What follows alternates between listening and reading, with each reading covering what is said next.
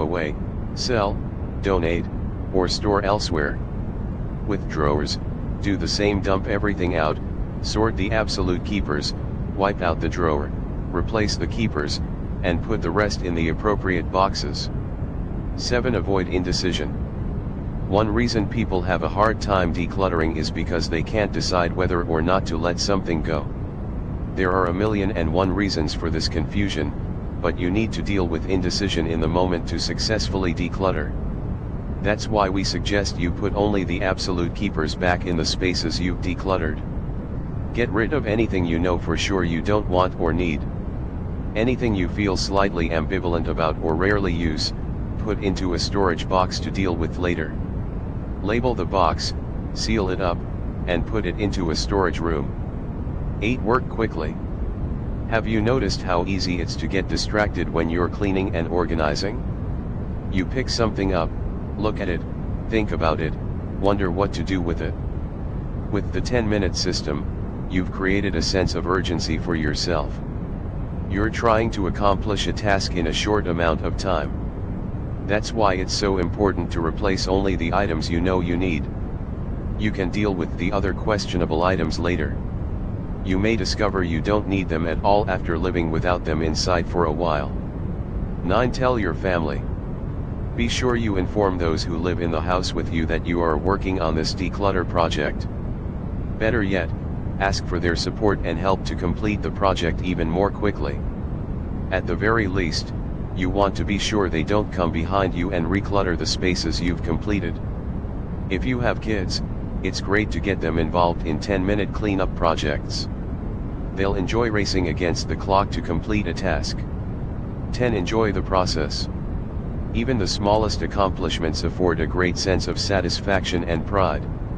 Every day, you'll complete a small task that will lead to a streamlined, organized, tidy home.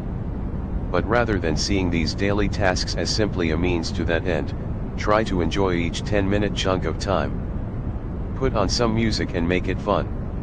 Give yourself a nice reward once you complete the task: a cup of tea, reading for a few minutes, or a walk outside. Marie Kondo, author of the book The Life-Changing Magic of Tidying Up, says the space in which we live should be for the person we are becoming now, not for the person we were in the past. If you have a strong attachment to the past, whether through your thinking or your clutter, you cause yourself suffering. Let go.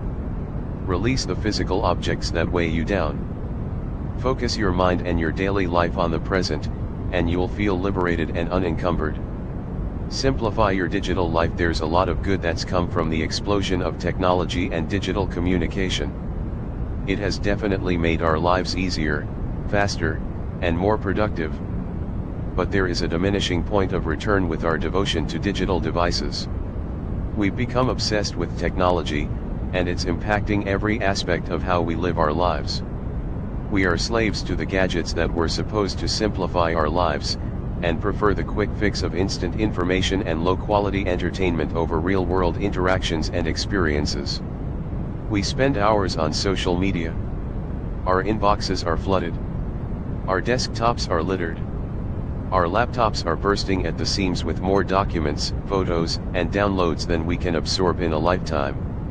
Digital stuff has an insidious way of occupying your time with non-essential activities, and just like physical clutter in your home, digital clutter creates feelings of anxiety, agitation, and overwhelm. In the book 10-Minute Digital Declutter, The Simple Habit to Eliminate Technology Overload, Barry and Steve remind, if you add up the time spent on each digital device, every day, then you probably have a closer relationship with the virtual world than you have with your spouse, children, or friends. You know there's something wrong with this balance, and yet you still find yourself flipping open the lid or gazing at your iPhone whenever you have a moment to spare, or even when you don't. Is this really how you want to live your life? From this book, we recommend a few actions to consider to support your mental declutter habits. How are you spending your digital time? Take a realistic look at how you spend your time on your devices. Of course, there are necessary online activities for your personal and professional life. But then there are the hours you spend plugged in just surfing the net, playing games, and checking in on social media.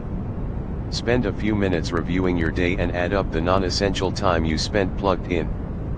Better yet, document your digital activities throughout the day. You'll be surprised at how much time you give away to virtual experiences.